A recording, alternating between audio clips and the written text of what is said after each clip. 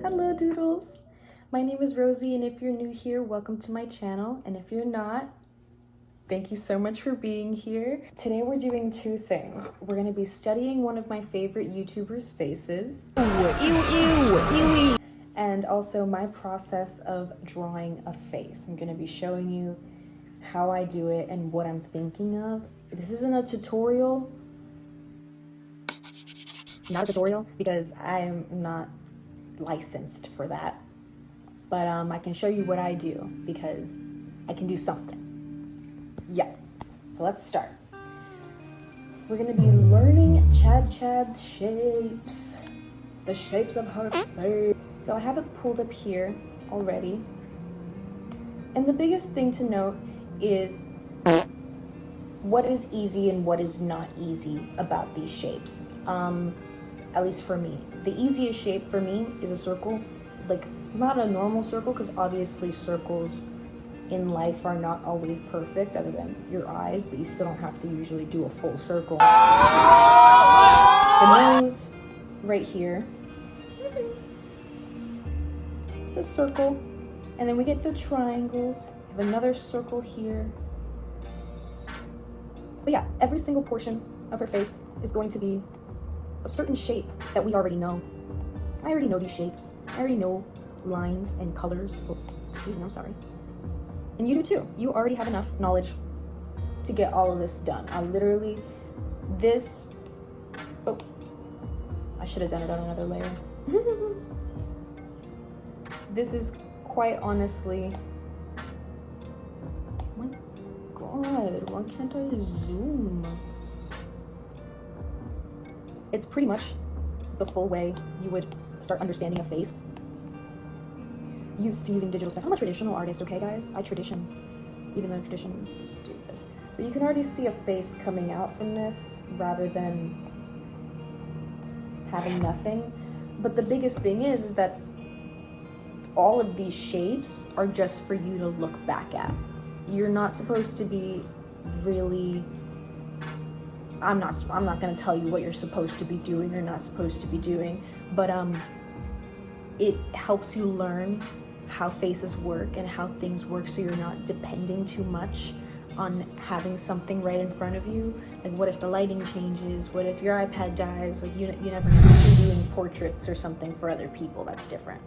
But this is just something for you to look at on the side while you're drawing your piece. You see, okay, so that's how much space I'm assuming is gonna be going here. That's what kind of circle is gonna be going around the nose. It's gonna be a little bit longer over here and a little bit, really, that's how I look at things, just personally. I can see all of these shapes in my head already, and sometimes, most of the times, I don't use line work so much, especially if a face is straight on. I've done so many faces that were like this, like just straight on, or like they're right in front of you. It became so easy for me to know where things are. It doesn't mean I don't use the lines though, because the lines are very helpful. Let's move on from here. Oh my God, my iPad's being very glitchy today. I'm sorry guys.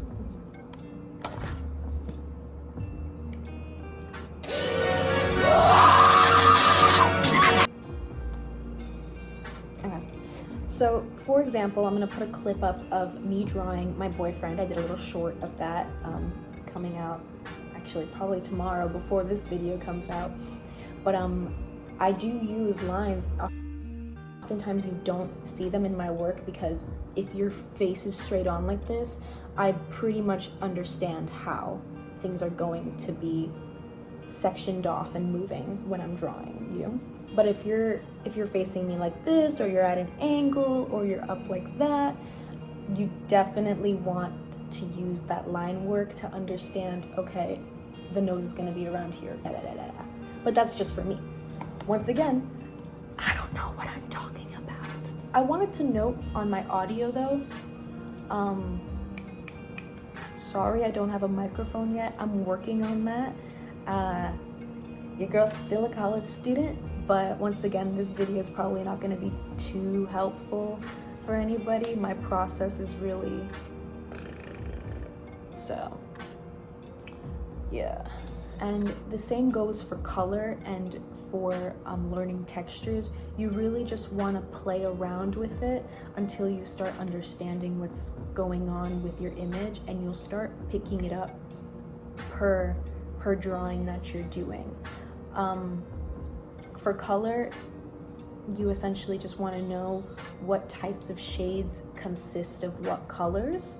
So for example, I've said this a lot, shading in like the parts where the sun don't shine are gonna be used by a lot of blue and a lot of cooler tones, while the rosy parts of your face are gonna be a lot more reds, such as like your cheek area or your nose or your eyelids or even the sides of those are the parts of the face where you're gonna start learning color theory. That's just how I did it though. There's a lot of videos in my playlist if you guys want to go there and look for stuff, but I'm kind of here just to show you what I've got and how I'm doing it. I'm sorry I can't help you. I'm sorry. I wish I went to school for this, but I never did because I was really scared. In elementary school, they would be like, don't use rainbow. Why would you use rainbow? Oh my god, has the air conditioning been going on this entire time? Can you hear them too? They're loud. There's some loud people. They've been working on my house lately. And the person who owns this house is a carpenter, so their life's work is to tear things down and put them back together for fun. But yeah, that is what I do personally. Disclaimer, I personally do things in a way that I don't even understand, so I've never taken a class once in my life. Maybe I'm completely wrong. Now we're gonna move on to the physical and birth process. 1 billion children. Bam, bam. Bam, bam, bam. Hey y'all, I'm just gonna do a little voiceover here and speed draw, because if I try to do both at the same time, I might mess up. But you can see I'm starting with the nose, and from there, it's kind of like a game for me. But everything that other artists tell you is usually right. I just don't show my work, kind of like in math class when you're supposed to show that you did that problem and you didn't cheat. I can't.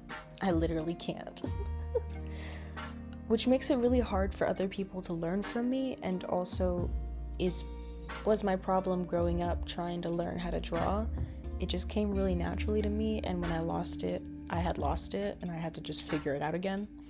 But I can see the structure lines nowadays in my head, and I can understand how a face should look, and this was from studying a lot of faces and also focusing on really specific features. So you could do mouths and then try to— I need your help. You need to kill me. I've been turned into a pumpkin by Crooked Hillary. attach different types of noses to them, or vice versa, do noses and try to attach different eyes or mouths to them.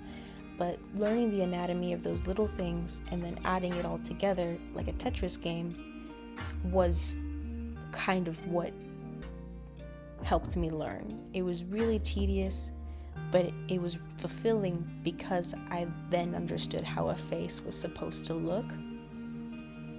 And the other day, I got a comment about using blending stumps.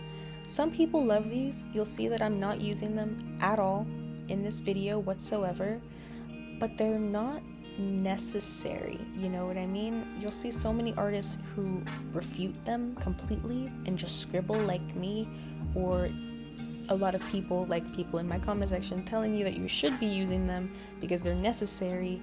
They're not.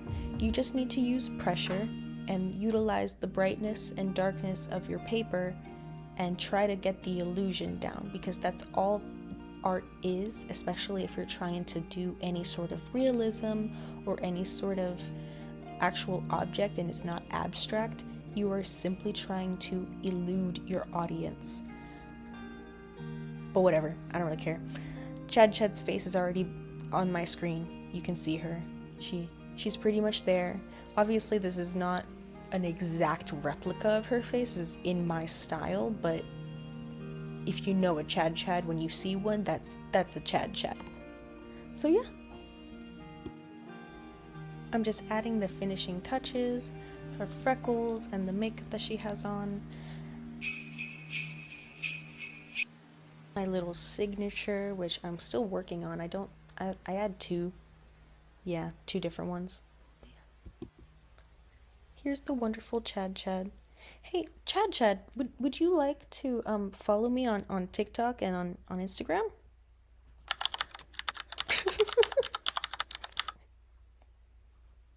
Too bad.